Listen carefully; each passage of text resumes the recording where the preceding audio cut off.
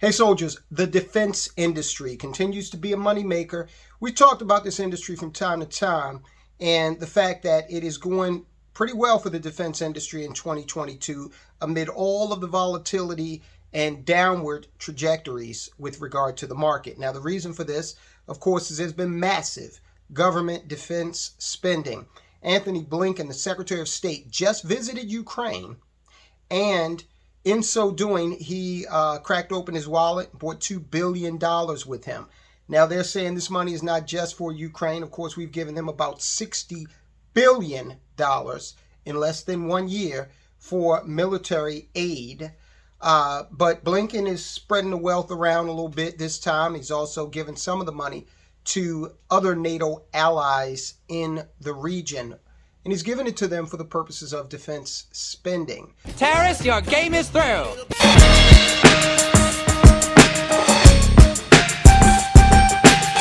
So one thing about America is usually when you see these foreign aid packages go out, there's a little codicil in there that says the money has to be spent with American companies.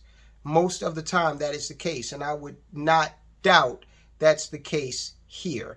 So for the second time, U.S. Secretary of State Anthony Blinken has traveled to the Ukrainian capital of Kiev, or Kiev, however you say it, on a surprise visit Thursday, where he met with government leaders, visited a children's hospital to make it look good, of course, and unveiled yet another major military aid package. The new package includes $2 billion in aid for not just Ukraine, but other surrounding NATO countries and allies deemed most potentially at risk for future Russian aggression, according to Blinken's own words. Now listen, I hate war, okay? I do love a strong defense. I'm also a realist.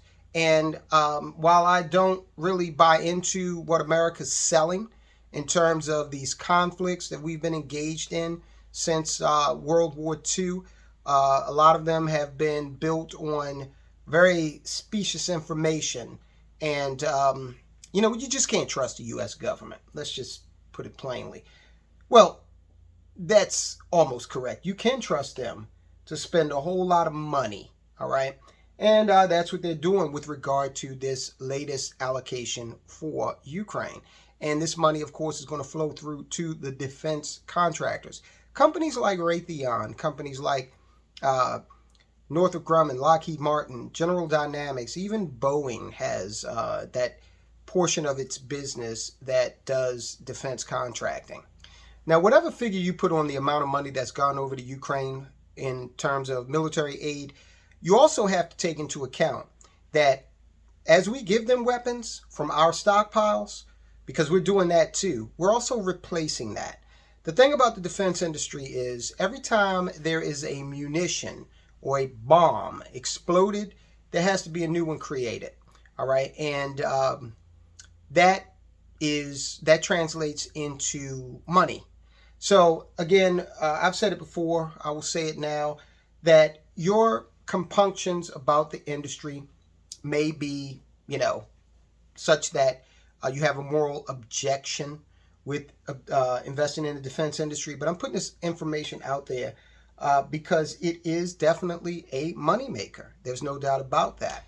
Now, in addition to that, the defense industry lobby is going to visit with Congress after Congress's break, and they'll come back after their summer break. I think they're starting to flow back in now. And the defense industry has plans to go down there with their own Inflation Reduction Act, focused specifically on the defense industry.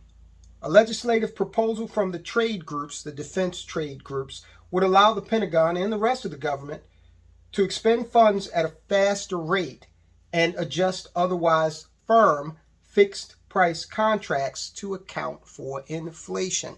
So the defense contractors, now get this, they're saying that prices are going up so fast that these fixed price contracts have to have some wiggle room in there to account for inflation. Why? Because if they agree to create some sort of system for the United States at one price 6 months ago, and then here we are 6 months later and inflation is through the roof, then that could be problematic for their profits. Now, the other thing that this tells you is the defense industry expects inflation to continue. Otherwise, they would not put on this joint push by their industry lobbying group. They wouldn't do it if they thought inflation was going to do what Jerome Powell says he wants it to do, which is get back down to 2%.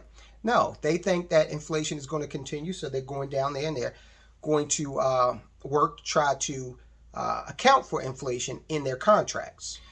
So I'm not telling anybody what to do with regard to investing, but I do believe that the defense industry continues to be one that has a lot of potential, growth potential. Sadly, listen, the world is what it is, and I intend personally to profit from the chaos. If you can do that, then you can literally make a lot of money. Remember, Baron Rothschild is reputed to have said, "The time to make money is when there's blood in the streets." I'm paraphrasing, but what he meant by that was that when there is chaos, there is opportunity. And this is the perfect example of that.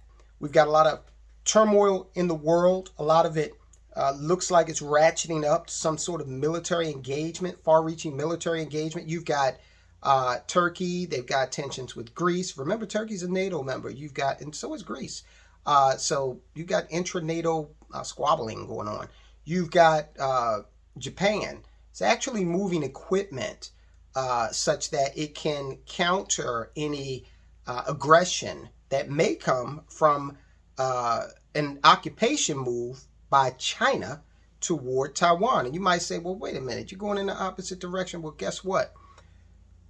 China has been violating the Japanese waters with regard to, their sovereignty. Russia and China had a military exercise here lately where they actually fired live rounds into Japanese territorial waters. So things are getting dangerous. Things are getting hot. And I got to eat. And so do you. So don't let a situation develop where these bigwigs, okay, they're going to profit from this. And a lot of people are going to sit back and they're going to complain when we can examine these situations for ourselves and we can understand what's going on. It's going to go on whether I like it or not, okay? And at the end of the day, yes, I do want a strong defense for my country. Whatever issues the United States has, I live here. My family lives here. And I understand perfectly well that there are barbarian hordes out there ready to crash the gates if we show weakness. And that is just something that is a part of the human condition. I want you to take a look at this video. It talks about how the World Economic Forum believes there are too many humans on the planet and something needs to be done about it. Yes, it does have an economic slant to it.